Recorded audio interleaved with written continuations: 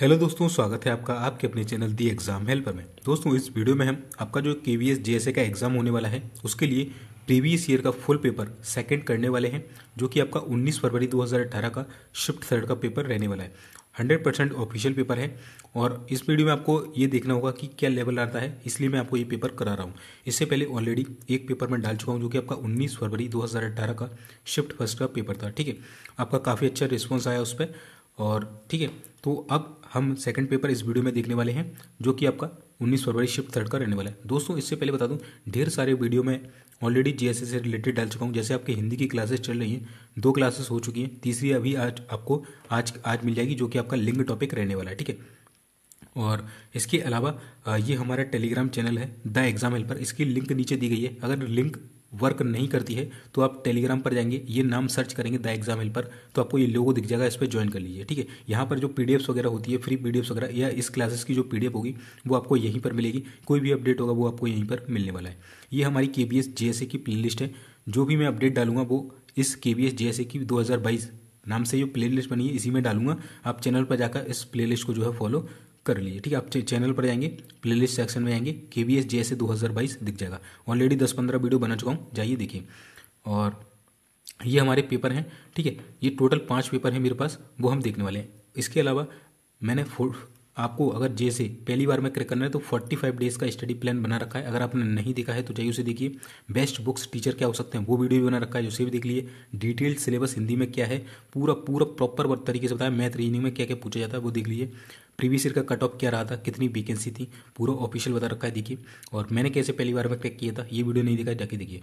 और चैनल पर नए हैं तो सबसे पहले चैनल को सब्सक्राइब कर लीजिए, बगल में बेल का बटन होगा उसे दबा लीजिए, जिससे मैं कोई भी वीडियो डालूंगा उसकी आपको अपडेट जो है तुरंत मिल जाएगी। ठीक है, इसके अलावा देखिए दोस्तों, हिंदी की मैं ढेर सारी वीडियो डाल चुका हूँ ऑलरेडी। मैं आपको ऊपर दिखा देता हूँ। एक तो वो वर्णमाला डाला था और एक संज्ञा टॉपिक डाल चुका हूँ। इसके अलावा एग्ज़ाम डेट के रिगार्डिंग मैंने अपडेट दे दिया है। और ये सबसे मोस्ट अवेटेड जो आपका वो आ रहे थे सवाल, उसके लिए मैंने खुद जेएसए सर से इंटरव्यू लिया है और उसका जो एक प्रॉपर वीडियो होता है वो बना दिया। 40 मिनट से ज़्यादा का ये वीडियो है, जिसमें आपके सभी डाउट कि salary, house, work profile, promotion, KBS की लाइफ कैसी होती है, क्या काम करना होता है, पूरा प्रॉपर तरीके से बताया हुआ है। केबीएस में जेएसए सर है ये, तो ये अगर आपने वीडियो नहीं देखा है तो जाइए चैनल पर, आपको मिल जाएगा। ठीक है, बहुत ही अच्छा आपका इस पर रिस्पॉन्स आ रहा है। और आपकी जो नोटिस आया था केबीएस की तरफ से वो भी देख लेना, वो भी अपडेट मैंने दे दी है। ठीक है, तो कोई भी अपडेट होगी आपको मेरे द्वारा दी जाती है। तो चलिए अब हम इसमें आपका प्रीवियस ईयर का जो पेपर है सेकंड, वो हम देख लेते हैं 19 फरवरी 2018 का शिफ्ट थर्ड का। तो दोस्तों, ये हमारा केबीएस का ऑफिशियल पेपर है, IU and digital zone Pataliputra, 19 फरवरी 2018 को हुआ था। थर्ड शिफ्ट 4 से 6 लोअर डिवीजन क्लर्क। ठीक है, चलिए। और आप ऐसा मत समझिए ये एलडीसी लिखा है, एलडीसी को जेएसए ही बोल सकते हैं, जेएसए ही बोलते हैं। 2021 में इस पद को जो है जेएसए नाम कर दिया गया। ठीक है, जो अभी आपकी भर्ती निकली है वो सेम है। सबसे पहले आपका इंग्लिश लैंग्वेज टेस्ट होता है जो कि 20 नंबर का आता है, फिर आपका 20 नंबर का हिंदी पूछा जाता है। तो इंग्लिश में किस तरीके से क्वेश्चन पूछे जाते हैं वो देख लीजिए। तो सबसे पहले आपका एक पैसेज पूछा जाता है, read the following passage and answer the question. इससे टोटल 4 क्वेश्चन आपके पूछे जाते हैं। तो ये आप पैसेज पढ़ेंगे, ठीक है, तो आपको ये आंसर इजीली मिल जाएंगे। मैं आपको जो डायरेक्ट आंसर है वो बताता हूँ, क्योंकि पैसेज हम इस वीडियो में पढ़ने लगे तो वीडियो काफ़ी लंबा हो जाएगा। इसका जो पीडीएफ है मैं टेलीग्राम पर डाल दूँगा, वहाँ से आप इस पैसेज को पढ़ लीजिए। बाकी के सारे क्वेश्चन मैं सॉल्व आपको कराने वाला हूँ।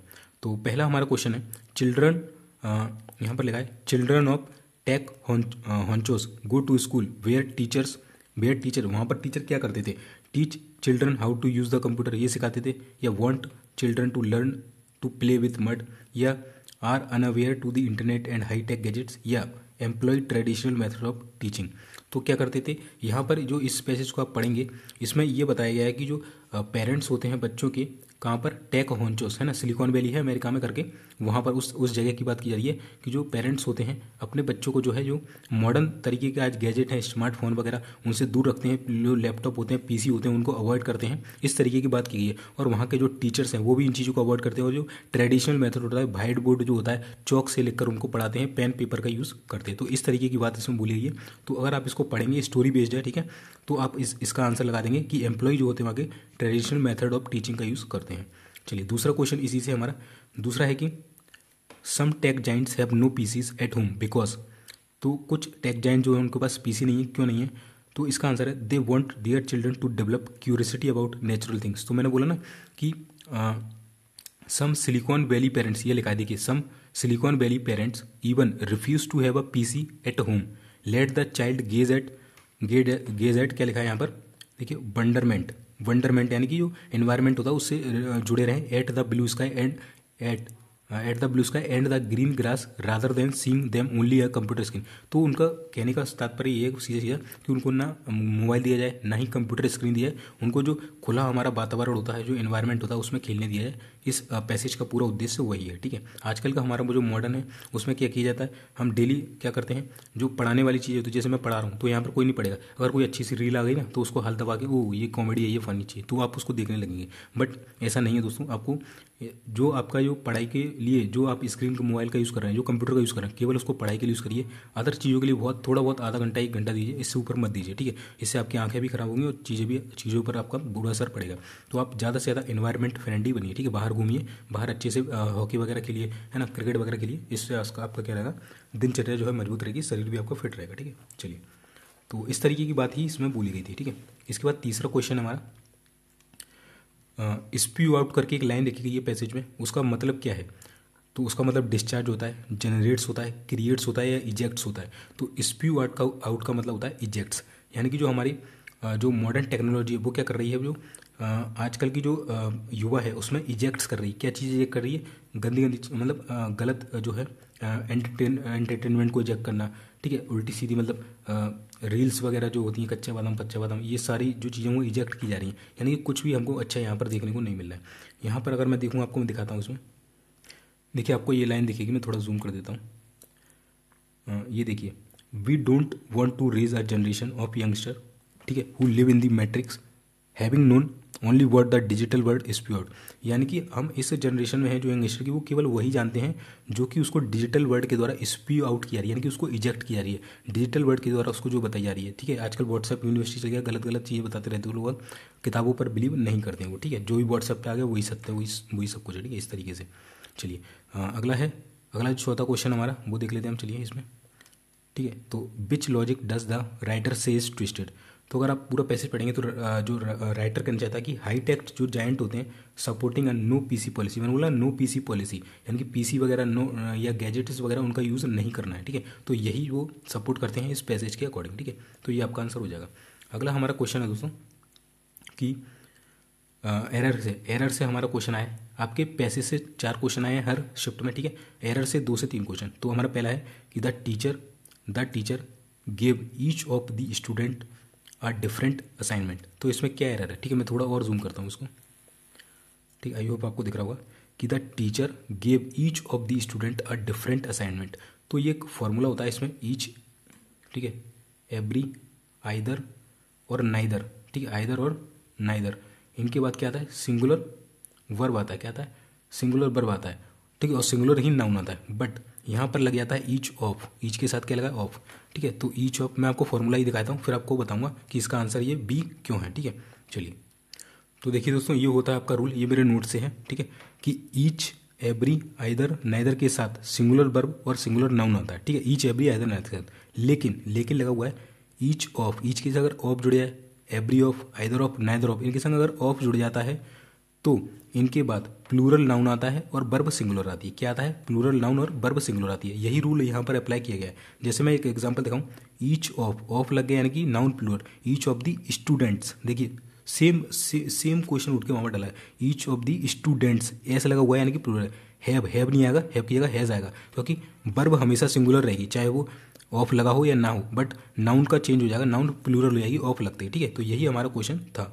तो देखिए दोस्तों, हमारा यही क्वेश्चन था कि the teacher gave each of the student, of लग गया तो ये स्टूडेंट क्या हो जाएगा, स्टूडेंट्स हो जाएगा, स्टूडेंट्स, और जो आपकी वर्ब रहेगी वो सिंगुलर रहेगी, ठीक है। वो तो वर्ब तो यहाँ पर यह है डिफरेंट असाइनमेंट, तो सिंगुलर, ठीक है। यहाँ पर देखिए, तो आपका आंसर क्या हो जाएगा, बी हो जाएगा, स्टूडेंट्स होना चाहिए था, ठीक है, इस तरीके से। चलिए, अगला भी आपका किससे है, एरर से है। तो एरर से हम देख लेते हैं क्या क्वेश्चन अगला। Unfortunately there is a lack of communications between me and my parents. तो यहाँ पर भी बी में कनेक्शन, बी में जो है आपका एरर, क्यों, यहाँ पर इज लगा हुआ है और यहाँ पर एस लगा हुआ है, ठीक है, और यहाँ पर इस ये क्या आएगा, सिंगुलर होना चाहिए, यहाँ पर ये प्लूरल है, ठीक है। तो इस तरीके से ये बी ऑप्शन हो जाएगा। चलिए, अगला है आपका वन वर्ड से, कि a person who pretends to be someone else in order to deceive or cheat others, यानी कि एक ऐसा बंदा जो कि दूसरों को डराता है और उनसे धोखा देता है, उन्हें चीट करता है, तो उसे हम क्या बोलेंगे? तो उसे हम बोलते हैं इम्पोस्टर, जिसे हम बोलते हैं बहरूपिया। ठीक है, बहरूपिया। अब देखिए ये जो क्वेश्चन है मेरे पूरे नोट से उठ के आया। चलिए मैं आपको नोट सिखाता हूँ। तो देखिए दोस्तों, आपको यहाँ पर दिख रहा होगा इम्पोस्टर। ठीक है, इम्पोस्टर, और ये मैंने हाईलाइट भी कर रखा है। Person pretending to be somebody else, यानी कि जो दूसरों को डराने वाला जो होता है ना, पाखंडी जिसे बोलते हैं, ढोंगी, है ना, उसको बोलते हैं ना बहरूपिया, छद्मवेश बना था, तो उसको हम बोलते हैं इम्पोस्टर। ठीक है, चलिए अगला हमारा प्रश्न है दोस्तों, चूज द राइट एंटोनिम, यानी कि अपोजिट चुनना है हमें किसका? इस वर्ड का। स्टिमुलेट, स्टिमुलेट का क्या होता है? उत्तेजना पैदा करना, यानी कि किसी को क्या करना? इनकरेज करना, इनकरेज करना। ठीक है, तो इसका अपोजिट क्या होना चाहिए था? डिस्करेज होना चाहिए था, बट यहाँ पर इन्होंने लगाया है स्टाइफल। स्टाइफल का मतलब मैं आपको बता देता हूँ, और इसका मैं आपको एंटोनिम भी दिखा देता हूँ। और इस बंदे ने भी देखिए तीसरा ऑप्शन ही चूज़ किया था, क्योंकि तीसरा ऑप्शन ही इसका सही बैठता है। ये जो पेपर बनाने वाले ने हो सकता है ये गलत आंसर दिया है, ठीक है, और हो सकता है वो इसको मान्य कर रहा हूँ, बट मैं आपको अब गूगल के थ्रू दिखाता हूँ और जो वोकेबलरी होती है उसके थ्रू दिखाता हूँ। तो देखिए दोस्तों, आपको यहाँ पर दिख रहा होगा एंटोनिम्स ऑफ स्टिमुलेट, तो यहाँ पर एक वर्ड है डिस्करेज, और यही आपके ऑप्शन में था। बट जो आपका जो पेपर लेने वाला वो क्या सही कर रहा है? स्टाइफल को। स्टाइफल का मतलब होता है दम घुटना, दम घोटना, आग बुझाना, दम घुटना, दबाना।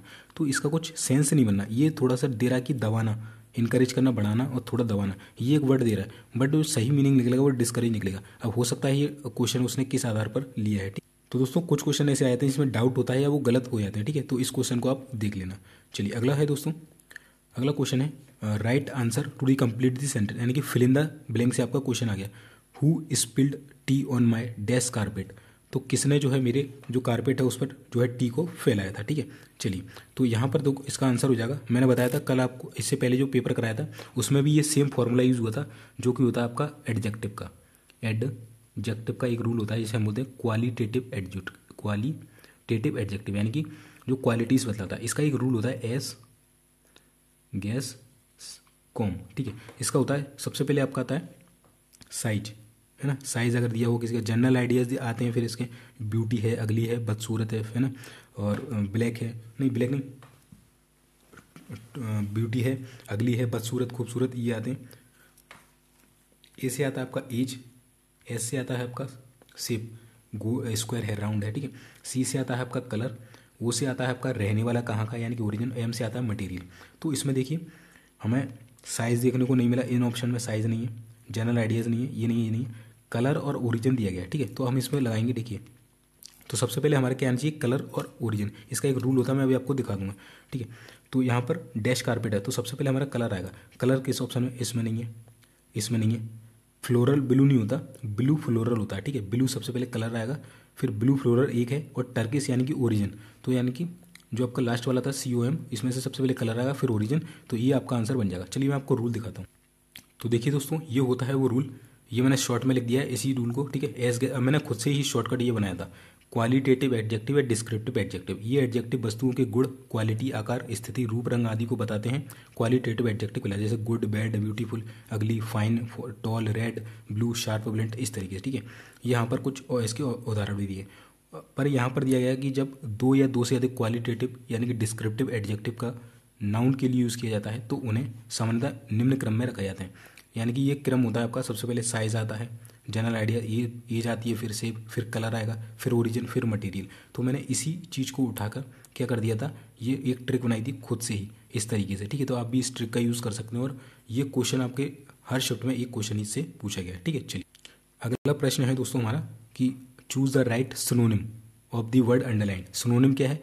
तो it is a perilous. Perilous का हमसे सिनोनिम पूछा गया है। ठीक है, तो पेरिलस मतलब होता है खतरनाक, है ना, मतलब खतरनाक होता है। ठीक है, पेरिलस मतलब खतरनाक, जहरीला, इस तरीके से हम बोल सकते हैं। तो इसका हो जाएगा खतरनाक यानी कि डेंजरस, तो डेंजरस सही आंसर हो जाएगा। अब ये भी देखिए मेरे नोट से, देखिए दोस्तों ये मेरे नोट से पूरा ये लिख रहा है आपको पेरिलस। पेरिलस का मतलब होता है हानिकारक, खतरनाक। इसके सिनोनिम्स और क्या होते हैं? डेंजरस होता है, ये आपको ऑप्शन में। ठीक है, हिजारडस, हिजारडस भी इसका क्या होता है? ऑप्शन होता है। ठीक है, हिजारडस माने भी क्या होता है? खतरनाक, हानिकारक होता है। तो आप इस तरीके से देख सकते हैं। ठीक है, अगला प्रश्न है हमारा दोस्तों, choose the right answer to complete the sentence. तो यहाँ पर भी एक फिल इन द ब्लैंक्स आ गया, इसका दो फिल इन द ब्लैंक्स हो गए हमारे। ठीक है, there is dash here in my tea, तो देयर इज तो क्या होगा? द हियर होगा। अब दा तो किसके लिए लगाते हैं हम? डेफिनेट के लिए, तो यहाँ पर दा नहीं होगा, क्या होगा? आ होगा। यानी कि there is a hair in my tea, मैंने यानी कि मेरी यहाँ पर मेरी चाय में एक बाल गिरा हुआ है, ना कि एन। एन किसके लिए आता है? ए, ई, आई, ओ और यू के पहले हमारा क्या आता है? एन आता है। ठीक है, ध्यान रखना। चलिए, तो आपका ये आर्टिकल से था। ठीक है, आर्टिकल बेस्ड जो क्वेश्चन आते हैं ना, उससे था ये क्वेश्चन। चलिए अगला है, अगला क्वेश्चन हमारा, if Mark had gotten the job instead of Joy, यदि जॉय के बदले मार्क को जॉब मिल जाती है तो he dash to Shanghai next month, तो वो क्या करेगा? He would have moved to Shanghai next month. अब वुड हैव क्यों आया यहाँ पर? तो वुड हैव इसलिए आया कि इफ ये कंडीशनल सेंटेंस होते हैं, इसके साथ अगर हैड और V3 लगता है तो आपको जो नेक्स्ट सेंटेंस जो कॉमा के द्वारा कनेक्ट होता है वहाँ पर वुड हैव V3 लगाना पड़ता है। चलिए मैं आपको इसका रूल ही दिखा देता हूँ। देखिए दोस्तों, ये रूल है जिसे हम कंडीशनल सेंटेंस बोलते हैं। क्या बोलते हैं? कंडीशनल सेंटेंस होते हैं। उसके 3 इंपॉर्टेंट रूल होते हैं जो कि मैंने यहाँ पर लिखे हैं, जो मेरे नोट से आया। इफ़ जुड़ा रहेगा, तीनों में इफ़ जुड़ा रहेगा। अगर यहाँ पर जो पहला पार्ट है आपका सिंपल प्रेजेंट में है तो अगला वाला सिंपल फ्यूचर में होगा।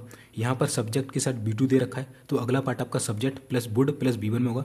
यहाँ पर if subject plus head plus V3 दे रखा है, जो कि हमारे ऑप्शन क्वेश्चन में दिया था, तो यहाँ पर आपको सब्जेक्ट वुड हैव V3 में ले जाना पड़ेगा। ठीक है, तो इस रूल को आप नोट।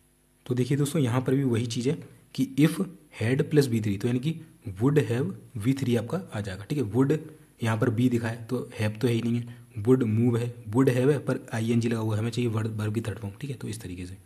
चलिए अगला क्वेश्चन है दोस्तों, choose the word with the wrong spelling. तो रॉन्ग स्पेलिंग आपको गैंगस्टर दिख रहा होगा, गैंगस्टर होता है। ठीक है, क्या होता है? गैंगस्टर। ठीक है, चलिए ये तो सिंपल था। अगला है दोस्तों, consumers are anxious dash the rise in prices of cereals.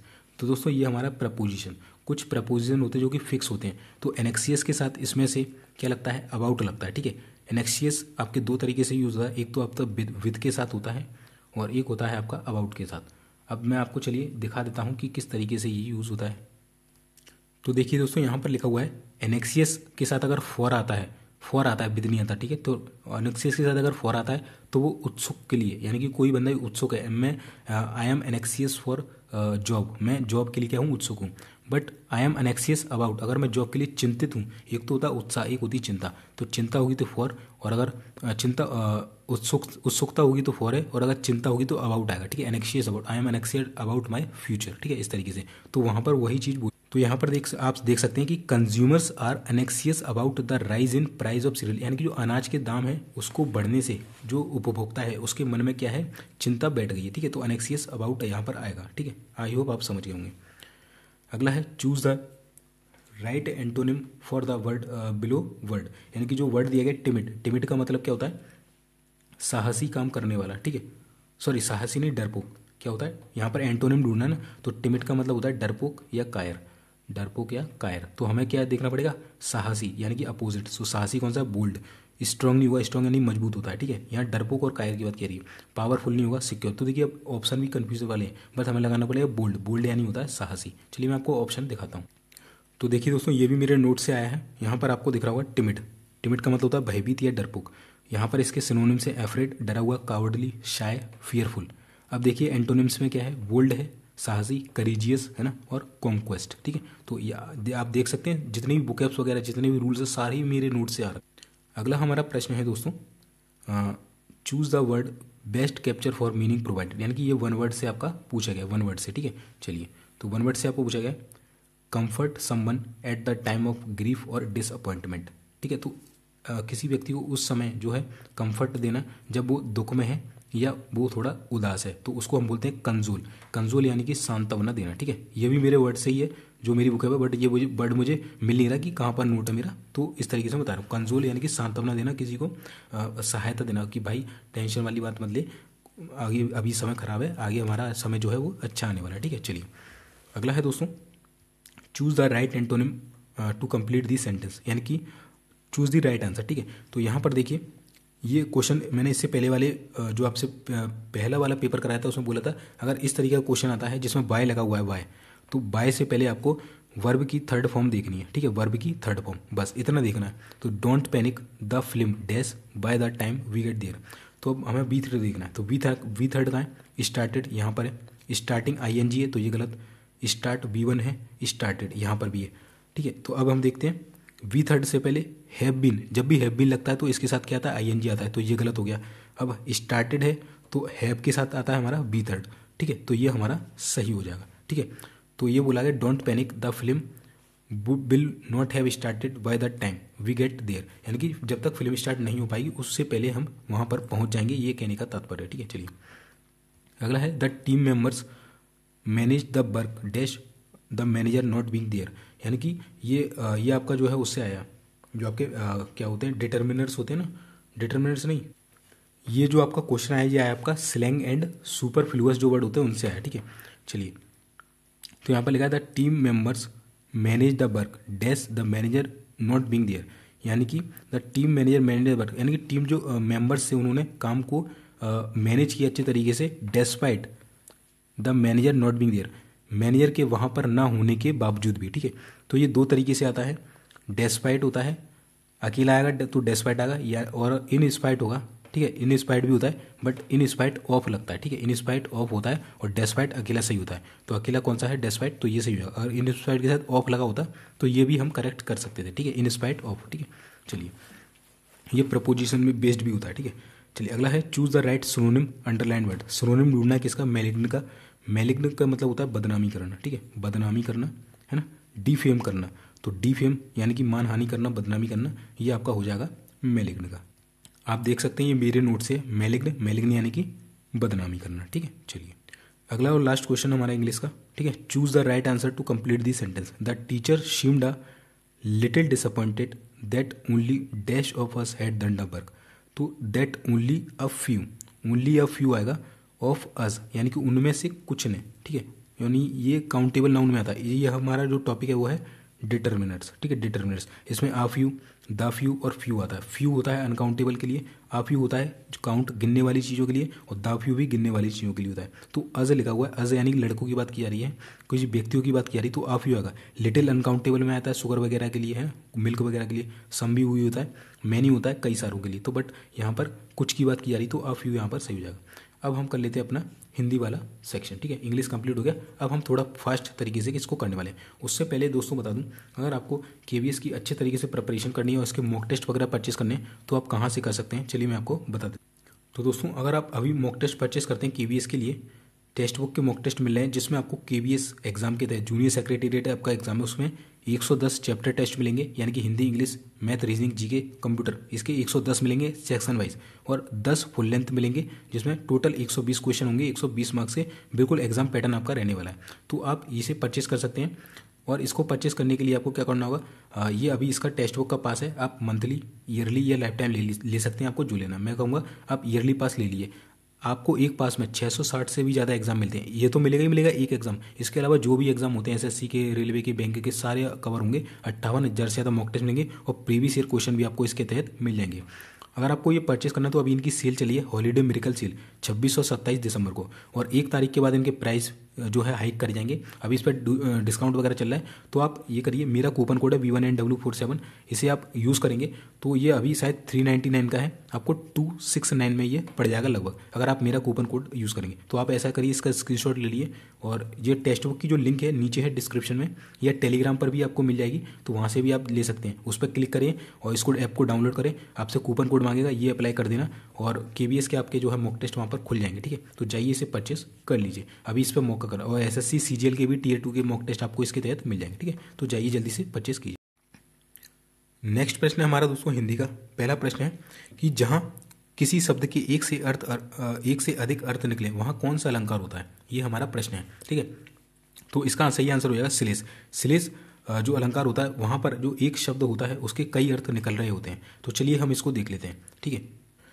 तो देखिए दोस्तों, श्लेष अलंकार, श्लेष का अर्थ होता है चिपकना, जहाँ एक शब्द एक ही बार प्रयुक्त होने पर दो अर्थ थे, यानी कि शब्द एक बार आया है उसके अर्थ दो दो निकल रहे हैं, वहाँ श्लेष अलंकार होता है, अर्थात जहाँ एक ही शब्द से दो अर्थ चिपके हों वहाँ पर श्लेष अलंकार होता है, ठीक है। तो आपसे अर्थ भी पूछ सकता है, श्लेष का अर्थ क्या होता है, चिपकना, ठीक है। उदाहरण, रहमन पानी राखिए बिन पानी सब सून, पानी गए न उबरे मोती मानुष चून। तो यहाँ पर पानी जो शब्द यूज़ किया गया है, स्पष्टीकरण है, यहाँ पर जो पानी शब्द है उसके तीन अर्थ हो रहे हैं, जैसे चमक, यानी कि रहमन पानी राखिए, यानी कि चमक राखिए, बिन पानी सब सून, अगर सम्मान, यहाँ पर सम्मान की बात की, अगर सम्मान चला गया तो कुछ नहीं है, ठीक है। पानी गए न उबरे मोती मानुष चून, ठीक है। तो पानी से ऊपर कोई नहीं है, ना मोती है, ना मानुस है, ना चून है, ठीक है, सब पानी के अंदर है। तो ये यहाँ पर बोलना चाह रहा है। यहाँ पर भी देखिए कुछ उदाहरण लिखे, श्लेष का अर्थ होता है चिपकना, ठीक है, ये आप पढ़ सकते हैं, ठीक है। यहाँ पर देखिए सिलीमुख जो यूज़ हुआ है उसके दो हैं, सिलीमुख का मतलब बाण भी होता है, भ्रमण भी होता है।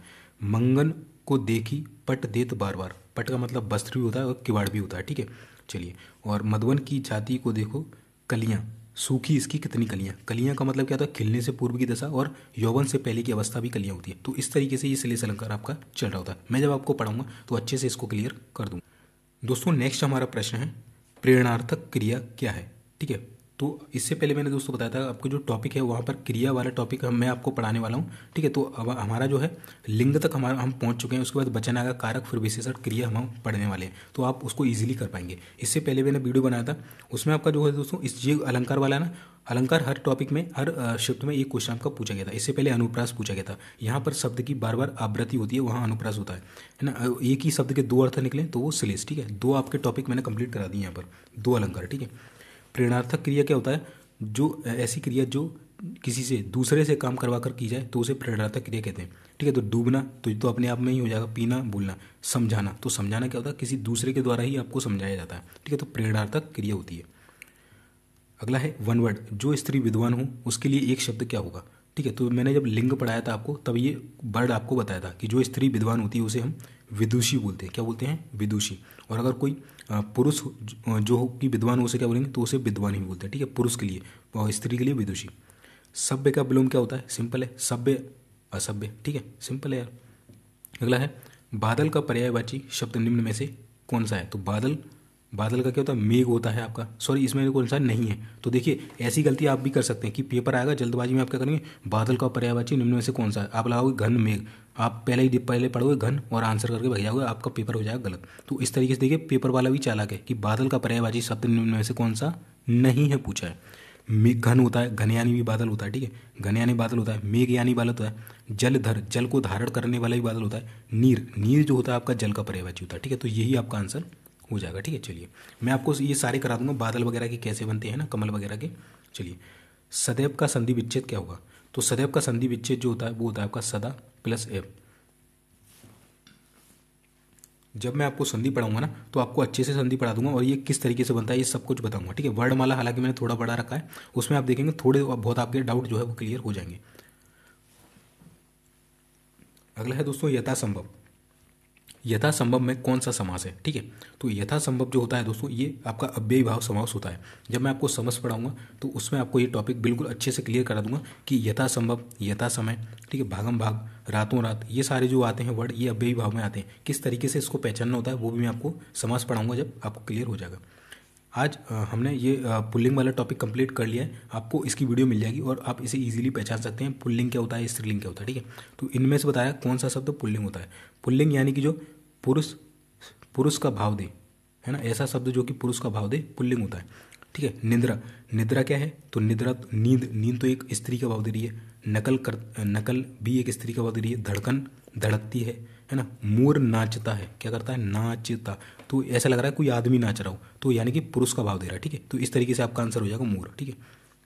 अगला है कौन सा शब्द विशेषण है। विशेषण क्या होते हैं, जो कि आपकी संज्ञा या सर्वनाम की क्या बतलाए, विशेषता जो बतलाता है संज्ञा सर्वनाम की वही विशेषण है। संज्ञा सर्वनाम, संज्ञा यानी कि जैसे कोई व्यक्ति है राहुल, आपका नाम है दिनेश, तो ये संज्ञा है, राम है, सीता है। सर्वनाम क्या होता है, अगर मैं अपने लिए बोल दूं कि मैं आपको पढ़ा रहा हूँ, मैं, तो मैं किसके लिए किया, मैंने राहुल के लिए यूज़ किया, तो मैं हो जाएगा सर्वनाम। तो या राहुल की या मैं की जो विशेषता बतलाया वह विशेषण शब्द कहलाता है। कैसे, तो मनुष्य, मनुष्य तो विशेषण नहीं है, ठीक है।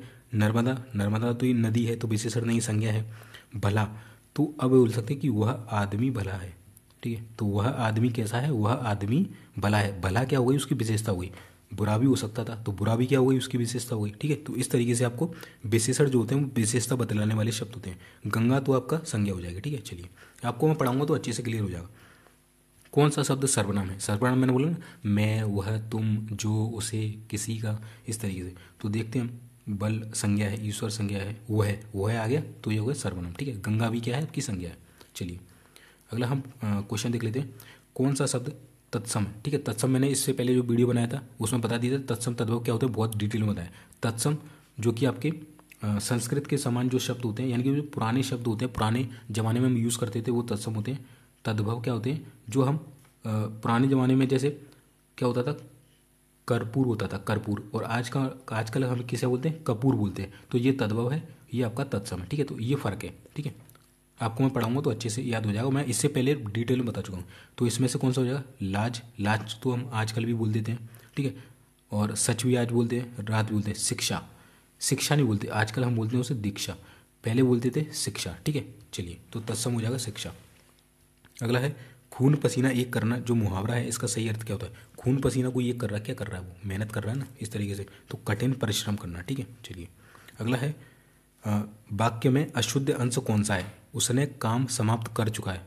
तो ये क्या सेंटेंस है भाई, उसने काम समाप्त कर चुका है। ये हो सकता है कि उसने काम समाप्त कर चुका है, वह अपना काम समाप्त कर चुका है। ठीक है, इस तरीके से बन सकता है। तो क्या हो जाएगा, उसने गलत हो जाएगा। ठीक है, उसने की क्या होता है, वह काम समाप्त कर चुका है। उसने क्या होता है, उसने काम समाप्त कर चुका है। ठीक है, ये या फिर उसने काम समाप्त कर दिया था, ये हो सकता है, बट उसने ही यहाँ पर गलत हो जाएगा, वह सही लगेगा, वह काम समाप्त कर चुका है। ठीक है, इस तरीके से, या मैं काम समाप्त कर चुका हूँ, ये भी हो सकता है। चलिए अगला है कौन सा शब्द तद्भव। तद्भव क्या होता है, जो नया शब्द हो। ठीक है, अभी जो वर्तमान में यूज हो रहा है। निर्जर तत्सम है। जिह्वा, जिह्वा नहीं होती, जीव होती है आजकल। निर्जर का झरना हो गया है, जिह्वा का जीव हो गया है। ठीक है, ज्येष्ठ का क्या हो गया, जेठ हो गया है। ठीक है, और जोगी जो है ये आपका तद्भव है। पहले योगी बोलते थे, अब क्या बोलते हैं, अब जोगी बोलते हैं। ठीक है, तो आपका सही आंसर क्या हो जाएगा, तद्भव शब्द जोगी। ठीक है, चलिए अगला है कौन सा शब्द जो है आपका एक वचन है। वचन मैंने आपको पढ़ाऊंगा, इसके बाद आपके लिंग पढ़ा दिया है, आपको वचन ही पढ़ाने वाला हूँ। ठीक है, लिंग के बाद। तो वचन क्या होते हैं, सिंगुलर और प्लूरल होते हैं बेसिकली। तो कौन सा एक वचन है, यानी कि सिंगुलर है, तो गधे तो बहुत सारे हो गए, पहिए बहुत सारे हो गए, बातें भी बहुत हो गई। लता, लता क्या हो गई, ये सिंगुलर वर्ड हो जाएगा आपका। ठीक है, एक वर्ड। अब आपका ये पैसेज आता है, तो पैसेज बहुत ईजी आता है, आप इसे आराम से पढ़ेंगे और यहाँ से आप अपनी जो आंसर है वो ईजिली दे सकेंगे। ठीक है, मैं इसमें टाइम वेस्ट नहीं कर रहा हूँ, बहुत सिंपल है। 3 क्वेश्चन आपके पूछे गए इससे। ठीक है, ये 1 2 शायद 4 पूछे गए, तीसरा और ये चौथा, 4 क्वेश्चन। ठीक है, तो आप देख सकते हैं इंग्लिश में भी 4, यहाँ पर भी 4। बाकी के फिल इन द ब्लैंक्स वगैरह, एरर वगैरह जो आते हैं वो मैंने आपको करवा ही दिए। ठीक है, टॉपिक इसके जो भी हैं वो मैंने अलग से बता दिए, टेलीग्राम पर डाल दिए, वहाँ से आप जाके इसे ले सकते हैं। चलिए अब इसके बाद हमारा टॉपिक आता है जीके का। जीके के क्वेश्चन हम कर लेते हैं। चलिए, तो पहला है हमारा ये तो आपका हिंदी है। ठीक है, ये है आपका जीके। तो जीके में देखिए मैं टॉपिक भी बताते चलूँगा और आपको आंसर भी यहाँ पर शो करते चलूँगा। प्रीवियस ईयर में किस तरीके के क्वेश्चन आपसे पूछे गए, किस किस टॉपिक से पूछे गए थे। तो पहला हमारा क्वेश्चन है दोस्तों, इन्फोसिस साइंस फाउंडेशन ISF समकालीन शोधकर्ताओं और वैज्ञानिकों की उत्कृष्ट उपलब्धियों का सम्मान करने के लिए प्रतिवर्ष डैश श्रेणियों में पुरस्कार प्रदान करता है।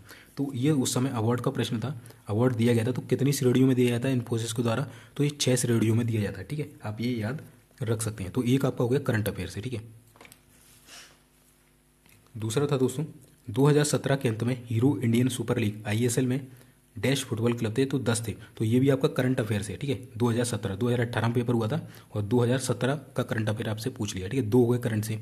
अगला है स्पोर्ट्स से अच्छे खासे क्वेश्चन पूछता है, तो स्पोर्ट्स वाला टॉपिक जो है आप अच्छे से करके जाइएगा। ठीक है, शब्द जो है मिडगेट्स डैश में बैडमिंटन खिलाड़ियों की श्रेणी को दर्शाता है। तो जो शब्द मिडगेट होता है वो 13 वर्ष से कम आयु वाले जो बैडमिंटन खिलाड़ी होते हैं इनकी श्रेणी को दर्शाता है। अगला है दोस्तों, महिलाओं SC और ST श्रेणी में उद्यमिता को बढ़ावा देने के लिए निम्नलिखित में से कौन सी योजना केंद्र सरकार के द्वारा शुरू की गई थी। तो दोस्तों ये थी आपकी स्टैंड अप योजना, जो कि सन 2016 में केंद्र सरकार के द्वारा शुरू की गई थी।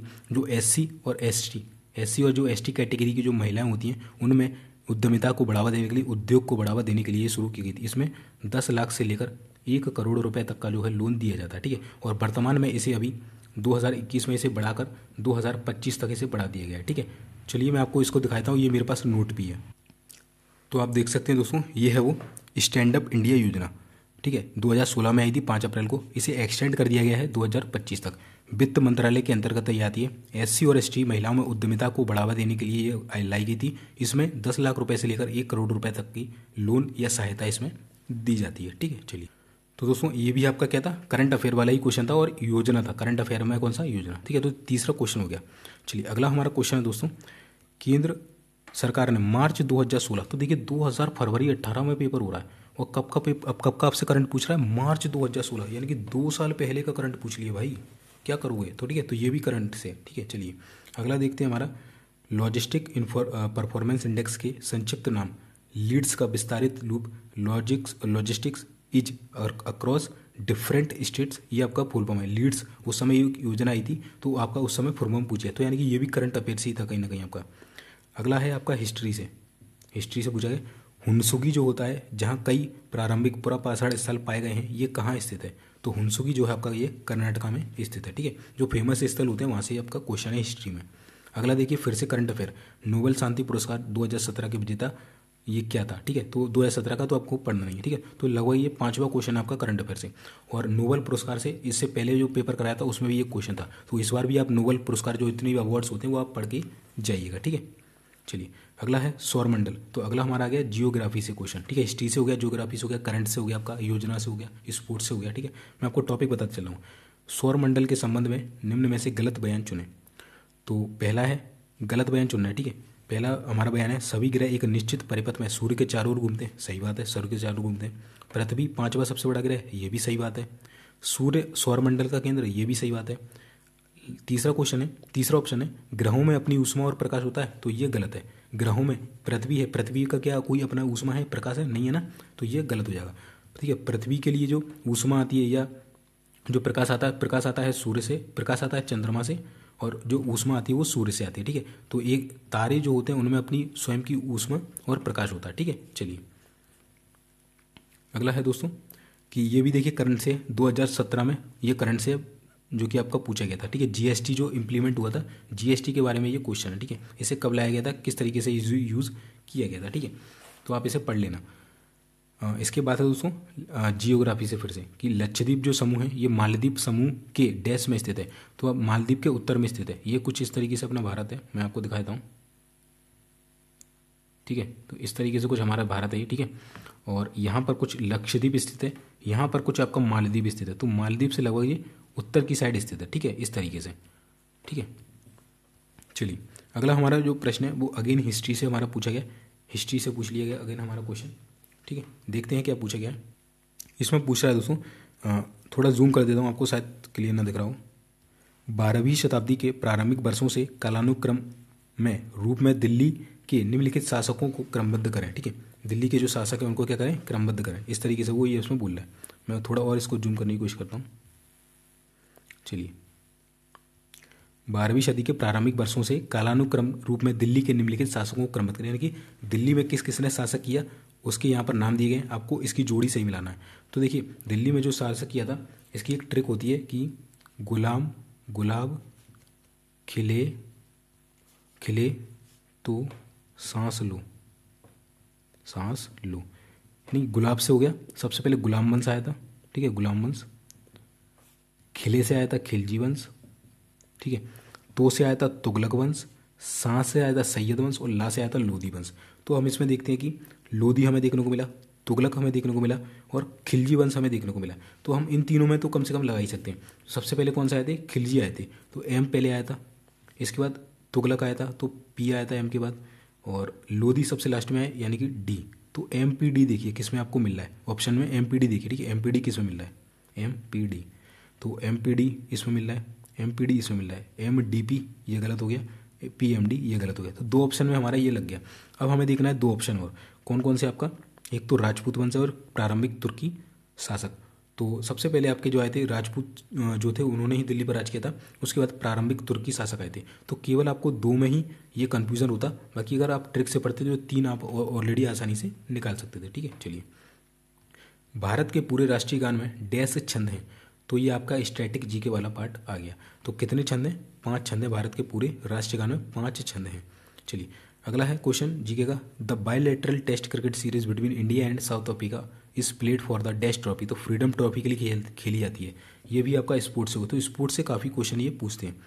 अगला है ये आपका डेज जो होते हैं, डेज उससे एक क्वेश्चन पूछा गया, इंपॉर्टेंट डेज जो होते हैं, इंपॉर्टेंट महत्वपूर्ण जो दिवस होते हैं उससे क्वेश्चन। विश्व टीकाकरण सप्ताह प्रत्येक वर्ष डैश के दौरान मनाया जाता है। तो विश्व टीकाकरण सप्ताह प्रत्येक वर्ष कब मनाया जाता है, 24 से 30 अप्रैल, ठीक है। चलिए अब आपका जाता है रीजनिंग वाला सेक्शन, ठीक है। तो चलिए हम रीजनिंग कर लेते हैं।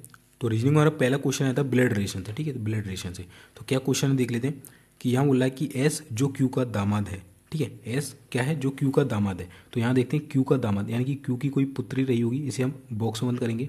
और एस कौन है, दामाद, एस को हम डब्बे में बंद करेंगे, इसको सर्कल में, लड़की है तो। एस जो क्यू का दामाद है, कोमा पी का ब्रदर इन लॉ है, कौन, एस, तो पी यहाँ कहीं आएगा, पी का क्या है, ब्रदर इन लॉ है। जो आर का भाई है, कौन, पी जो है ये क्या है, आर का भाई है, तो आर यही होगा, आर का कौन है, ये भाई है, तो डब्बे में बंद हो गया। अब आपसे पूछा पी कोना कॉमा क्यू से कैसे संबंधित है, यानी कि पी कौन है, क्यू का, तो पी कौन हो जाएगा, ये उसकी पुत्री, ये उसका पुत्र हो जाएगा, तो उसका बेटा है। ठीक है, ध्यान रखना। चलिए, तो ब्लड रिलेशन से दोस्तों काफ़ी क्वेश्चन पूछता है, 3 से 4 हर शिफ्ट में क्वेश्चन पूछता है, तो ब्लड रिलेशन अब अच्छे से करके जाना। अगला भी देखिए, जो क्वेश्चन है वो ब्लड रिलेशन से, कि एक तस्वीर की तरफ इशारा करते हुए स्नेहा कहती है इस व्यक्ति के बेटे की बहन, तो ये क्या बोली, तस्वीर की तरफ इशारा कर रही है, इस व्यक्ति, यानी कि ये तस्वीर है, तस्वीर में क्या है, इस व्यक्ति, व्यक्ति ही तस्वीर है, इस व्यक्ति के बेटे, इस व्यक्ति के बेटे बना दो, चलो, इस व्यक्ति के बेटे की बहन, बेटे की बहन होगी एक, चलिए, बेटे की बहन कौन ला, मेरी सास है, किसकी सास है, स्नेहा की सास है, तो ये कौन है, स्नेहा की सास है, तो स्नेहा कहीं ना कहीं यहाँ होगी। ठीक है, स्नेहा यहाँ होगी, और ये ऐसे होगा, ये स्नेहा की सास है। स्नेहा के पति का तस्वीर वाले व्यक्ति से क्या रिश्ता है, तो स्नेहा का एक पति होगा, और तस्वीर वाले व्यक्ति से क्या रिश्ता है, तो स्नेहा का पति है कौन बेसिकली, तो स्नेहा का जो पति है इसका कौन है, तो इसका पोता हो जाएगा, ये इसका बेटा, और बेटे का बेटा क्या हो जाएगा, पोता हो जाएगा। ठीक है, इस तरीके से।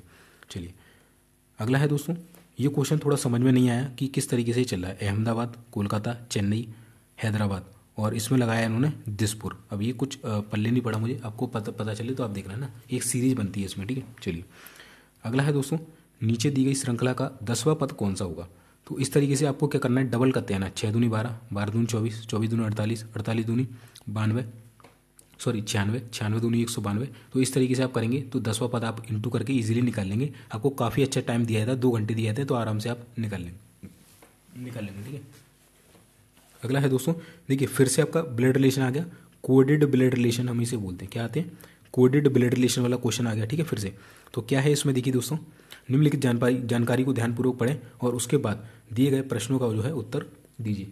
आपको इसमें क्या करना होता है दोस्तों, जो ये क्वेश्चन होता है उसमें ऑप्शन के थ्रू आपको जाना होता है।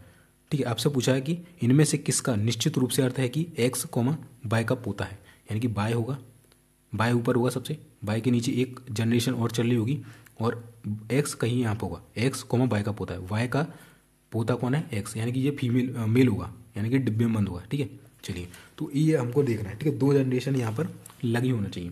तो चलिए, अब हम इसको क्या करते हैं, सॉल्व करते हैं 1 बाय 1। तो अगर पहले वाले को सॉल्व करेंगे एक्स इंटू एच, तो इंटू का अर्थ क्या है, यानी कि एन एम की माँ है, यानी कि दूसरा वाला है वो माँ है, तो एच जो है ये माँ है, किसकी, एक्स की माँ है, और इसके बाद माइनस लगा हुआ है, एच माइनस बाय हम सॉल्व करेंगे, तो माइनस का अर्थ क्या है, एम एन की बहन है, यानी कि एच जो है ये बहन है किसकी, बाय की।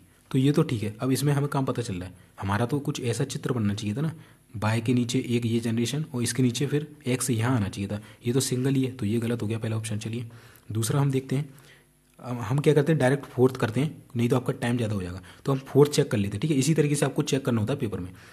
एक्स प्लस ए का मतलब क्या है, ये है, यानी कि एम एन का भाई है, यानी कि एक्स जो हो जाएगा आपका, यहाँ पर थोड़ा अच्छे से बना दें, एक्स जो हो जाएगा ए का भाई हो जाएगा, ए का भाई है तो डब्बे में बंद कर देंगे। ठीक है, इसके बाद है ए इंटू एच, ए इंटू एच का मतलब क्या होता है, एन एम की माँ है, यानी कि कौन सी माँ है, जो एच है ये ए की माँ है, ए की माँ कौन है, एच माँ है। ठीक है, एच माँ है तो सर्कल में, ए की क्या हुई माँ, तो इसकी भी माँ हो जाएगी। ठीक है, अगला है H into by, H into by का मतलब क्या है कि जो ये बाय है ये एच की माँ है, तो बाय कहाँ आएगा, ऊपर आ जाएगा, और ये क्या हो जाएगी, इसकी माँ हो जाएगी। तो अब देखिए एक्स कहाँ आ गया, नीचे आ गया ना, तो बस अब ये बाय है, बाय का बेटा, बाय का बेटी, बेटी का लड़का कौन हो जाएगा, इसका बस पोता हो जाएगा, इस तरीके से। ठीक है, तो ये आपका क्या हो जाएगा, आंसर हो जाएगा। ठीक है, चलिए, अगला है दोस्तों, अगला हम देख लेते हैं।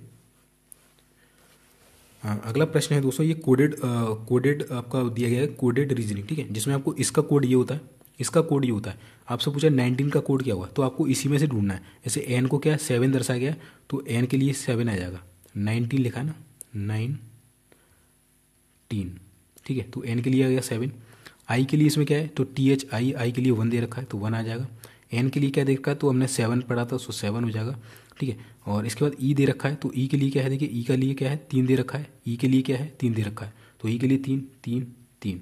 ठीक है, और एन के लिए 7 था आपका, तो ठीक है 337 लास्ट में देख लो, तो इसमें नहीं है, इसमें है, इसमें है, इसमें नहीं है। ठीक है, अब देखेंगे आगे क्या है 717, तो 717 इसमें आगे नहीं है, तो ये गलत, ये वाला सही हो जाएगा। ठीक है, चलिए अगला है लायन इज रिलेटेड टू कब, यानी कि जो लायन का बच्चा होता है उसे हम बोलते हैं कब।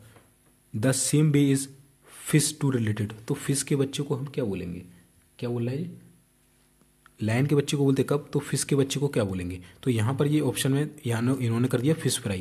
भाई क्या फिश फ्राई कराना चाह रहे हो क्या मैं, फिश का जो बच्चा होता है दोस्तों उसे बोलते हैं फॉन, क्या बोलते हैं फॉन, FAWN। तो ये भी यहाँ पर जो है KVS के द्वारा गलत क्वेश्चन ये पूछा गया है। ठीक है, चलिए अगला जो प्रश्न है हमारा दोस्तों, ऐसे अंक को चुने जो नीचे दिए गए अंक श्रृंखला में ठीक से अनुरूप होता हो, यानी कि सीरीज दी गई है, दो से हम देखेंगे 6 में क्या हो रहा है, तो 4 ऐड हो रहा है, 4 से 6 में 6 ऐड हो रहा है, यहाँ पर 8 ऐड हो रहा है, यहाँ पर 10 ऐड हो रहा है, यहाँ पर 12, यहाँ पर 14 ऐड हो रहा है, यहाँ पर 16 ऐड हो रहा है, तो यहाँ पर 18 ऐड हो जाएगा।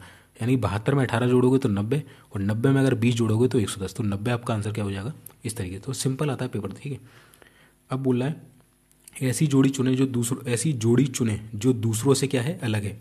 तो मास्को रूस, तो मास्को क्या है, रूस की क्या है कैपिटल है, काबुल क्या है अफगानिस्तान की कैपिटल है, मैड्रिड क्या है स्पेन की कैपिटल है, बट जो सिडनी है ये ऑस्ट्रेलिया की कैपिटल नहीं है, एक शहर है, तो ये हमारा क्या हो जाएगा अलग हो जाएगा। तो ये जी के रिलेटेड क्वेश्चन है। ठीक है, चलिए अब ये हमारा, अगर शेफ को कुक कहा जाता है, कुक को इंजीनियर कहा जाता है, इंजीनियर को अध्यापक कहा जाता है, अध्यापक को डॉक्टर कहा जाता है, और डॉक्टर को क्लर्क कहा जाता है, तो कक्षा में कौन पढ़ाएगा, कक्षा में कौन पढ़ाता है, टीचर यानी कि अध्यापक, और अध्यापक को क्या बोलना है, ये डॉक्टर, तो डॉक्टर आपको पढ़ाएगा। ठीक है, इस तरीके से। चलिए अगला प्रश्न है हमारा कि उस विकल्प को चुनें जो जब नीचे दिए गए सभी युग्मों के अंत में जोड़ा जाए तो अर्थपूर्ण अंग्रेजी शब्द बनाए, यानी कि इनमें से कौन सा शब्द हम यहाँ पर रखें कि इन सब में जोड़ दें तो एक अंग्रेजी का अर्थपूर्ण शब्द बना दें। तो हम यहाँ पर अगर देखिए MER रखते हैं, क्या रखते हैं MER, तो ये बन जाएगा फार्मर, हैमर, ठीक है, स्टेमर, वार्मर, स्कीमर, तो यहाँ पर ये फिट बैठ रहा है। ठीक है, तो ये हमारा आंसर क्या हो जाएगा, सही हो जाएगा। इस तरीके से आपको चेक करना है। अगला वर्ड है कि जो डिक्शनरी लिखा है इसका उपयोग करके कौन सा अक्षर नहीं बनाया जा सकता, यानी कि इसमें से कौन सा अक्षर है जो इससे बनाया नहीं जा सकता। सिंपल है यार, कोई सा भी है ना, देख के ही बता दोगे। चलिए अगला है हमारा, निम्नलिखित विकल्पों में से ऐसी संख्या चुने जो दूसरों से क्या हो, अलग हो। तो देखिए अगर इसको देखोगे तो 12 8 96, ये क्या है, इसका मल्टीपल है। 7 नाम 63, ये भी इसका मल्टीपल है। 8 7 56, ये भी इसका मल्टीपल है। बट 9 49, ये तो होता ही नहीं है। 9 4 जा 36 होता है, या 9 5 जा 45 होता है, या 54 होता है, बट ये मल्टीपल में नहीं आता, तो ये हमारा क्या हो जाएगा, गलत आंसर हो जाएगा। चलिए इसी तरीके से नेक्स्ट है कि मेडिटेशन जो शब्द है इसका उपयोग करके कौन सा अर्थपूर्ण शब्द बनाया जा सकता है। तो मीडिया इसके द्वारा हम यूज़ करेंगे तो ये बन जाएगा। ठीक है, चलिए अगला है दोस्तों 30वें नंबर का कि ये क्या चल रहा है यहाँ पर। ठीक है, ये आपको देखना है इसमें क्या, इसमें जो सीरीज चल रही है वो क्या चल रही है। तो दोस्तों देखिए यहाँ पर NM यानी कि NMVU, यानी कि यहाँ पर क्या है, N 14वें नंबर पर आता है, M उससे एक कम पर, V कितने पे आता है, 22 पे आता है, 21 पे आता है U, यानी कि एक कम कर रहा है उसमें से, उल्टे में चल रहा है। ठीक है, D और C, D आता है 4 पे, C आता है 3 पे, तो हमें क्या करना है, उल्टे में चलना है। X Y, तो ये तो सीधा चल रहा है, X के बाद Y आता है, Y Z, ये भी सीधा चल रहा है, तो ये गलत, ये गलत। Z Y, ये उल्टा चल रहा है, Z आता है 26 पे, Y आता है 25 पे, तो ये सही है। A और B ये भी सीधा चल रहा है, तो हमें क्या चलना था, उल्टा चलना था, एक कम करके, तो हमारा वो सही हो जाएगा। ठीक है, अब हम देख लेते हैं हमारे कंप्यूटर के प्रश्न। चलिए तो पहला हमारा कंप्यूटर का प्रश्न है दोस्तों कि CPU के बारे में इनमें से कौन सा कथन असत्य है। ध्यान रखना, असत्य यानी कि गलत कथन कौन सा है। इसे कंप्यूटर का मस्तिष्क कहते हैं, सही बात है। इसे माइक्रो प्रोसेसर भी कहते हैं, सही बात है। इसमें CU यानी कि कंट्रोल यूनिट और ELU होते हैं, सही बात है। ठीक है, अगला है इसमें रजिस्टर होते हैं जिन्हें प्राइमरी मेमोरी कहा जाता है, ये बिल्कुल गलत है। ठीक है, ठीक है, चलिए इसमें मेमोरी होती है, रजिस्टर भी होते हैं, पर उन्हें प्राइमरी मेमोरी नहीं कहा जाता। ठीक है, ये गलत है।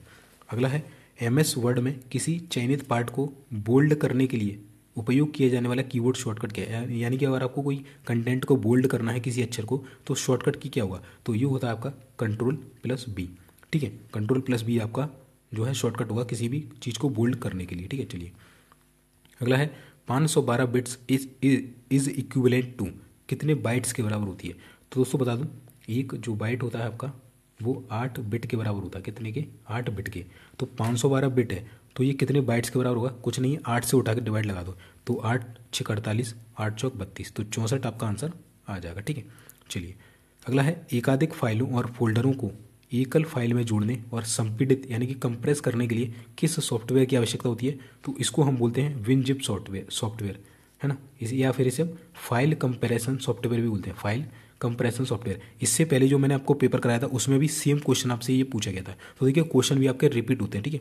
तो अगर आपको फाइल को कंप्रेस करना है, कोई अगर 30 GB की फाइल है, अगर आप उस 4 GB में कन्वर्ट करना है तो आप विनजिप जो है सॉफ्टवेयर का यूज़ करेंगे, ठीक है। चलिए अगला है दोस्तों हमारा कि MS वर्ड टेबल के बारे में इनमें से कौन सा कथन असत्य है, ठीक है। असत्य पूछा गया है। एक टेबल को दूसरे टेबल में डाला इंसर्ट किया जा सकता है, बिल्कुल किया जा सकता है। एक टेबल के विभिन्न सेल में अलग अलग फॉर्मेटिंग हो सकती है, बिल्कुल हो सकती है। ये आपको मैं जब MS वर्ड पढ़ाऊंगा तो प्रैक्टिकल करके भी दिखा दूंगा।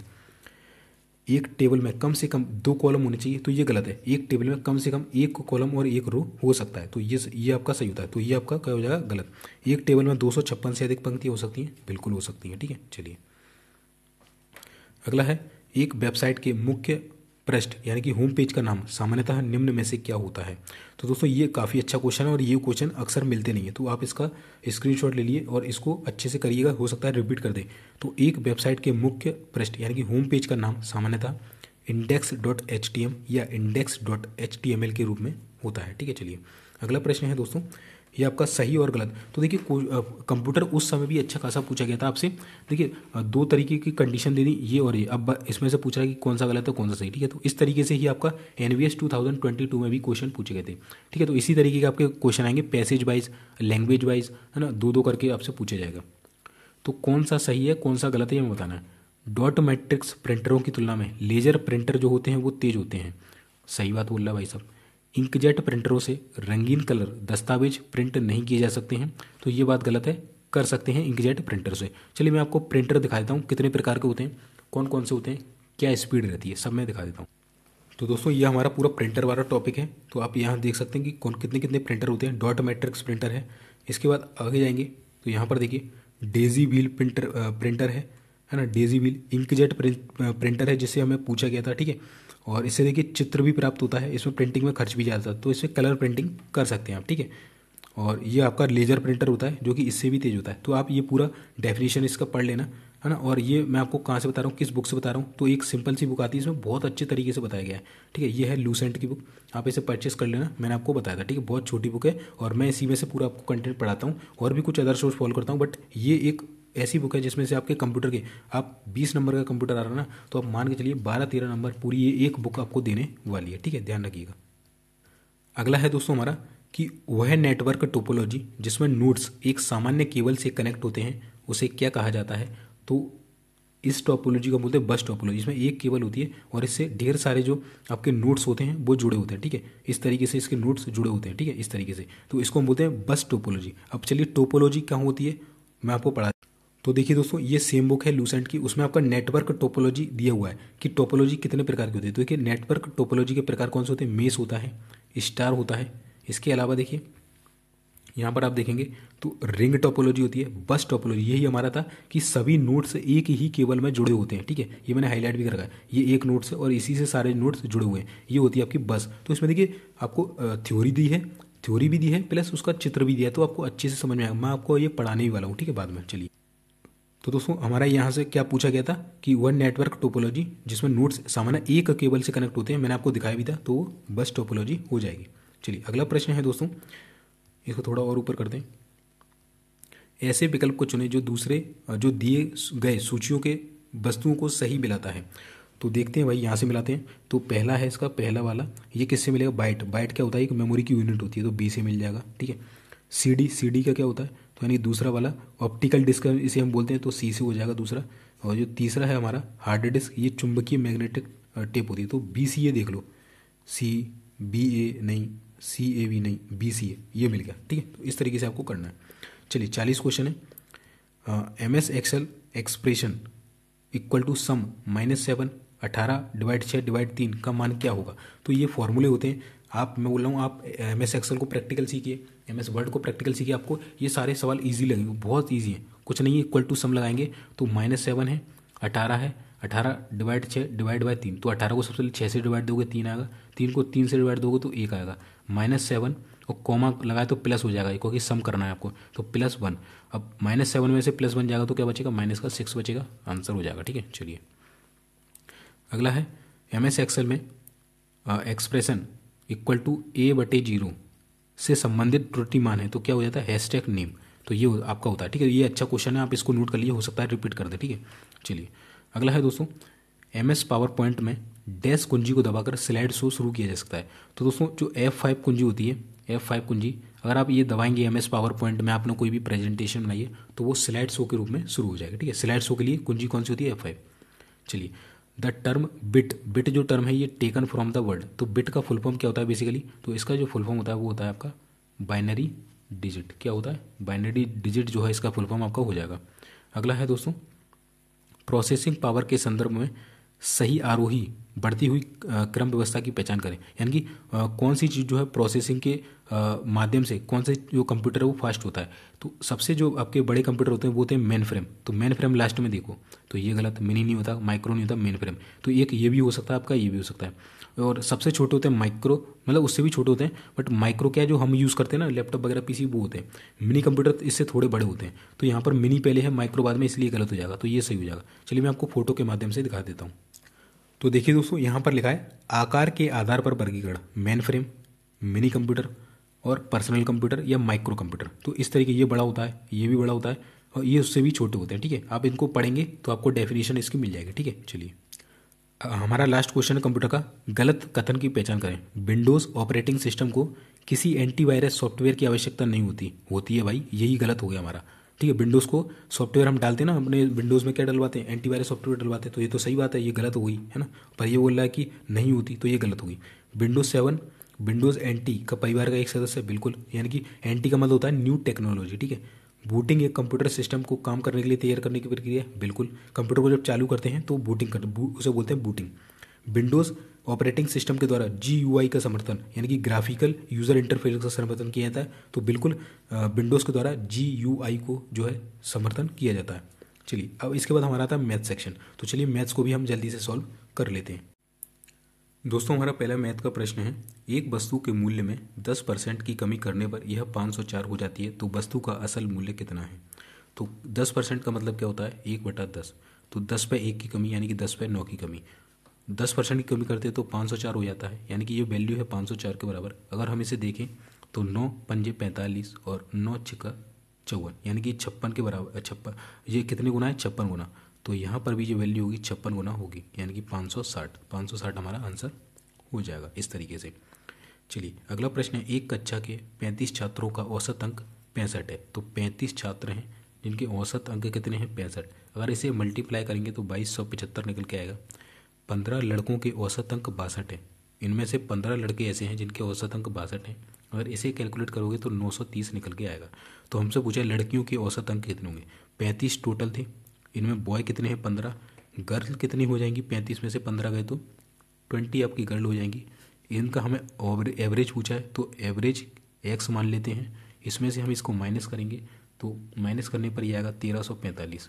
ठीक है, तो हमें x की वैल्यू निकालनी है, तो 1345 के नीचे क्या भेज दो, 20 भेज दो, और इसको इससे डिवाइड करेंगे तो आपका जो आंसर निकल के आएगा वो 67.25 आंसर आ जाएगा। ठीक है, ये सेम क्वेश्चन आपके सेम पैटर्न पर हर शिफ्ट में एक एक क्वेश्चन आपसे पूछा गया है सेम पैटर्न पर। ठीक है, एक व्यक्ति 35 मीटर के अर्धव्यास वाले गोलाकार ट्रैक पर 15 किलोमीटर प्रति घंटे की गति से दौड़ रहा है, वह कितने मिनट में उस ट्रैक के 5 चक्कर पूरे कर लेगा। ये आपसे क्वेश्चन पूछा गया है, ये ज्योमेट्री का क्वेश्चन है, मेंसुरेशन का क्वेश्चन है। ठीक है, मेंसुरेशन का। तो दोस्तों इसको हम सॉल्व कर लेते हैं। तो 35 मीटर अर्धव्यास, अर्धव्यास क्या होता है, D होता है व्यास, इसको अर्ध आधा कर दो तो ये हो जाएगा। D का वैल्यू होता है 2R और नीचे 2, तो 2 से 2 R, तो यानी कि जो 35 है ये क्या है, R है, यानी कि त्रिज्या दे रखी है हमें 35।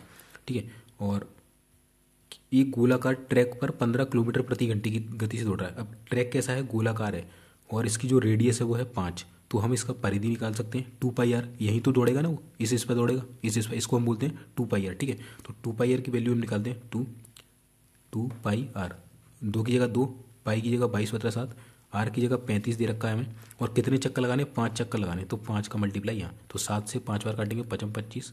ठीक है, और 5 से 2 को मल्टीप्लाई 10 इंटू 22 पंजे 110 हो जाएगा 0, और 0 और 1 1, तो 1100 इसकी वैल्यू आ जाएगी 2πr की। ठीक है, तो 1100 उसकी हो जाएगी डिस्टेंस। हमारा स्पीड का फॉर्मूला क्या होता है, speed upon distance upon time. तो डिस्टेंस कितनी है 1100, स्पीड कितनी रखी है 15 किलोमीटर पर आवर, और टाइम से हमसे पूछा गया है तो टाइम हम निकाल लेते हैं। ठीक है, कि कितने मिनट में पूरा करेगा। तो 1100 क्या है आपका, ये है आपका मीटर। ठीक है, तो इसको हमें कन्वर्ट किस में करना पड़ेगा, ये 15 किलोमीटर पर आवर है, तो इसको भी मीटर पर सेकंड में करते हैं। तो 5/18 का मल्टीप्लाई करेंगे, यहाँ से हम इसे सॉल्व कर लेंगे। ठीक है, तो हम सॉल्व कर लेते हैं इसको। चलिए, तो 3 से काट देंगे, 3 पंजे 15, 3 छक्के 18, 5 से इसको काटते हैं, 5 दूनी 10, 5 दूनी 10 और 0, 5 से इसको काटेंगे, 5 चौक 20, 5 चौक 20। तो ये हो जाएगा आपका टी बराबर 44/6। ठीक है, और ये है आपका किस में है, ये सेकंड में। हमको इसे मिनट में कन्वर्ट करना है, तो हमें इसमें 60 से डिवाइड देना होगा। तो 6 से ये 10 बार जाएगा और 4.4 आपका आंसर आ जाएगा। ठीक है, इस तरीके से करना होता है। काफ़ी अच्छा क्वेश्चन ये पूछा गया था। चलिए, अब हमें इसकी वैल्यू बतानी है, द वैल्यू ऑफ दिस। ठीक है, तो दोस्तों ये क्वेश्चन थोड़ा मुझे गलत लग रहा है। इसका जो आंसर आपका निकल रहा है वो थोड़ा अजीब निकल रहा है, तो आप इसको खुद सॉल्व करिएगा, सिंप्लीफिकेशन का है, और मुझे इसका 49 नंबर का आंसर लिख के भेजिएगा क्या आपका आ रहा है। चलिए, यहाँ पर है दो संख्याएं 4:5 के अनुपात में है। ठीक है, तो दो संख्या हैं 4:5 के, तो हम इसे मान लेते हैं 4x और 5x। बोल रहा है कि यदि पहली संख्या में 6 जोड़ा जाता है तो 4x में 6 जोड़ें, और दूसरी संख्या में 5 घटाया जाए, 5 घटा दो इसमें से, 5x - 6, तो इनका अनुपात 6:5 हो जाता है। क्या होता है, 6:5। ठीक है, इसको इधर मल्टीप्लाई करेंगे, इसको आपको इधर मल्टीप्लाई जो है करना है। तो आप ऐसे करेंगे तो x की वैल्यू आ जाएगी आपकी 6, x की वैल्यू आएगी 6। तो हमसे पूछा है दोनों मूल्य संख्याओं का योग क्या है, तो मूल क्या थी 4x 5x, यानी कि 9x। 9x, x की वैल्यू कितनी है 6, तो 9 × 6 9 × 54। ठीक है, तो इस तरीके से आपका आंसर ये निकल जाएगा। चलिए, किसी राशि पर साधारण ब्याज उस राशि का 1/4 है। ठीक है, तो साधारण ब्याज कितना है, उस राशि का 1/4। ठीक है, यह है राशि p यानी कि मूलधन, SI यानी ब्याज। तो SI/p का रेशियो क्या आ जाएगा 1:4, यानी कि ब्याज 1 है, राशि 4 है। हमसे क्या पूछा है, दर का प्रतिशत कितना है, R हमसे पूछा गया है। यदि समय वर्षों में और ब्याज की दर दोनों अंकों में समान है, यानी कि T बराबर R हमें दे रखा है कुल मिला के, तो हमसे पूछा है R। तो SI हमारा कितना है 1 है। फॉर्मूला क्या होता है, SI बराबर P × R × T/100। SI कितना है 1, P कितना है 4, R निकालना है, और T क्या है R के बराबर है, तो R रख देंगे बटे 100। तो R² हो जाएगा, तो R² बराबर कितना हो जाएगा 100/4, स्क्वायर हटाएंगे तो 10/2 आ जाएगा, और इसका आंसर आ जाएगा 5%। ठीक है, तो 5% आपका ये सही आंसर हो जाएगा। चलिए, अगला प्रश्न है, 18 वस्तुएं बेचने पर एक दुकानदार को 2 वस्तुओं के बिक्री मूल्य के बराबर नुकसान होता है। तो 18 वस्तुएं जब वो बेच रहा है तो उसे 2 के बराबर जो है क्या हो रहा है, नुकसान हो रहा है, 2 बिक्री मूल्य के बराबर। तो बिक्री मूल्य बोल रहा है, यानी कि SP क्या हो जाएगा 18 हो जाएगा SP। अब नुकसान हो रहा है 2 का, 18 में बेचने पर भी 2 का नुकसान हो रहा है, तो यानी कि इसका CP कितना रहा होगा 20 रहा होगा ना। भाई कोई 20 की चीज़ है, जब 18 में बेचेगा तभी तो नुकसान 2 का होगा। तुम 20 की चीज़ लाए और तुमने 18 में बेची, तो 2 रुपये का घाटा तो तभी होगा ना। तो 20 CP हो गया, 18 SP हो गया, और हानि कितने की हो गई 2 की। तो हमसे पूछा हानि प्रतिशत क्या है, 2 की हानि हुई किस पे, कोई भी चीज़ होती लाभ या हानि वो 20 पे होगी, तो 20 पे हुई 1/10। इसको परसेंट में बनाएंगे 10% आपका आंसर आ जाएगा। ठीक है, इस तरीके से। चलिए, अगला है, एक कार्य को 60 घंटों में पूरा करता है। ठीक है, तो 53 वाला क्वेश्चन भी थोड़ा ये डाउट में है दोस्तों, इसको भी क्या करना है आपको सॉल्व करना है, और मुझे बताना है इसका सही आंसर क्या रहा है। ठीक है, थोड़ा डाउट में ही क्वेश्चन, आप इसका आंसर बताइए। ठीक है, कमेंट करके, 149 एक 53। चलिए, अगला क्वेश्चन है दोस्तों कि ABC अकेले कार्य करते हुए एक काम को 24, B आपका 30 दिन में कंप्लीट करता है, और C आपका 36 डेज में जो है कंप्लीट करता है। इसका जब आप एवरेज निकालेंगे तो वो आएगा आपका 360। तो 24 से 15 बार और 30 से आप इसको देंगे तो ये 12 बार जाएगा, और 36 से ये 10 बार जाएगा। तो ये आपसे पूछा कि यदि भी एक साथ काम करते हैं तो उसी कार्य को कितने दिनों में समाप्त करेंगे। एक साथ बोले तो इनका जो टोटल करेंगे तो आ रहा है 37। ठीक है, ये टोटल, तो 37 से डिवाइड देंगे तो लमसम 37 धाम 360 हो जाता है, 370 होता है, तो वो अप्रॉक्स आ रहा है 310 के बराबर। ठीक है, तो ये सवाल भी थोड़ा सा अजीब दे रखा है, 9 ऑप्शन वगैरह, तो इसको भी आप देखना, हो सकता है ये सवाल गलत हो या अप्रॉक्स उसने लिया हो। चलिए, अगला दोस्तों जो प्रश्न है हमारा वो है, तो दोस्तों इसमें देखिए यहाँ बोल रहा है कि 66 छात्र की कक्षा है, उसमें 29 हॉकी खेलते हैं, 32 क्रिकेट खेलते हैं, 19 इन दोनों में से कोई भी खेल नहीं खेलते। तो कितने छात्र केवल हॉकी खेलते हैं, तो 29 हॉकी खेल रहे हैं, 32 क्रिकेट खेल रहे हैं, 19 कुछ नहीं खेल रहे, तो 19 तो कुछ नहीं खेल रहे, तो ऐसे कितने जो कुछ ना कुछ खेलते हैं, तो 66 टोटल थे, 19 हटा देंगे, 47 कैंडिडेट ऐसे हैं जो कि कुछ ना कुछ आपके खेल रहे हैं, ठीक है। तो अगर हमें ये वाला निकालना है, ये क्या होता है, जो कि बोथ गेम खेलते हैं, ये वाला सेक्शन होता है। तो 47 तो क्या है, या तो वो ये खेल रहे हैं या ये खेल रहे हैं या दोनों खेल रहे हैं, तो हमें इसमें से इसको टोटल करेंगे 29 और 32 को, तो ये हो जाएगा 61, इन दोनों को टोटल करके इसको घटा देंगे 47 को, तो आपका आंसर आ जाएगा 14। तो 14 जो स्टूडेंट्स हैं वो ऐसे हैं जो दोनों खेल खेलते हैं। अब हमसे पूछा केवल हॉकी, तो ये वाला पोर्शन है हॉकी का, तो 29 में से ये तो बोथ वाला है, तो 29 में से क्या घटा देंगे हम, 14 घटा देंगे, तो आंसर आ जाएगा आपका 15, ठीक है। ये रहेगा, इस तरीके से सॉल्व करते हैं, और इससे पहले वाले में भी ये क्वेश्चन पूछा गया था। चलिए एक वस्तु, दोस्तों नेक्स्ट प्रश्न है, एक वस्तु का लागत मूल्य 600 है, यानी कि CP 600 दे रखा है, 10% की छूट देने के बाद 20% लाभ कमाता है, तो वही है CP क्या है, MP क्या है, SP क्या है। तो 10% की छूट किस पे देगा वो, MP पे, तो 10 की छूट, 10% क्या होता है, 1/10, ठीक है, 1 सेकंड, 1/10 होता है, तो 10 पे 1 की छूट यानी कि 9 में बेची, 20% लाभ कमाता है, लाभ किस पे होता है, CP पे, तो 20% यानी कि 1/5, 5 पे 1 का लाभ, 5 पे 6 का लाभ। तो ये जो बेचने का जो चीज़ होती है वो सेम होनी चाहिए, तो यहाँ 6 का मल्टीप्लाई कर देंगे या 9 का, तो यहाँ भी 6 का किया तो यहाँ पे, यहाँ 9 का किया तो यहाँ पर भी 9 का, तो इसका जो रेशियो निकलेगा 9 पंजे 45 आएगा, यहाँ पर 10 छक्के 60 आ जाएगा, 9 छक्के 54 आ जाएगा, ठीक है। इस तरीके से ये आपका रेशियो आ जाएगा।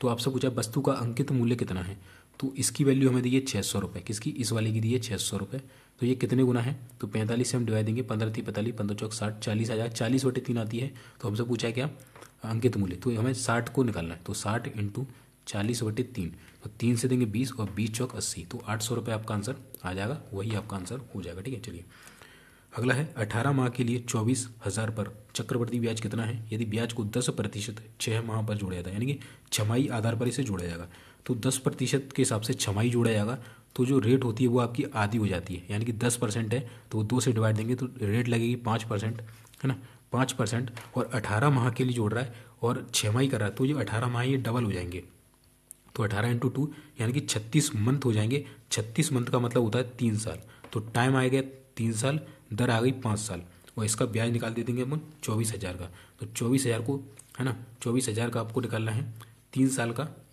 टाइम है, 3 साल का रेट है आपकी 5%, तो कैसे निकालोगे, इसका एक ट्रिक होती है 331, तो सबसे पहले हम 5% निकाल लेंगे 24 का, तो कितना आएगा 120, 1200 रुपये आ जाएगा, तो 12 ती होते 3600, फिर इसका 5% निकालेंगे तो 12 पंजे 60, कितना आ जाएगा आपका 600 रुपये ये आ जाएगा, ठीक है। 12 पंजे 60 करेंगे ना तो 600 आ जाएगा, और 1 सेकंड, यहाँ पर 60 आएगा दोस्तों, है ना, 1200 का अगर 5% होगा 60 आएगा, तो 3 6 18 180 हो जाएगा, और 60 का अगर आप 5% निकालने जाएंगे तो वो कितना निकलेगा आपका, वो निकलेगा 3, ठीक है, 5% निकालेंगे तो ये होगा 3, 1 × 3, तो इनको आप जोड़ेंगे तो ये होगा 3783, कितना 3783, और चक्रवृद्धि ब्याज यही आपसे पूछा था, ठीक है, ये हो जाएगा आंसर।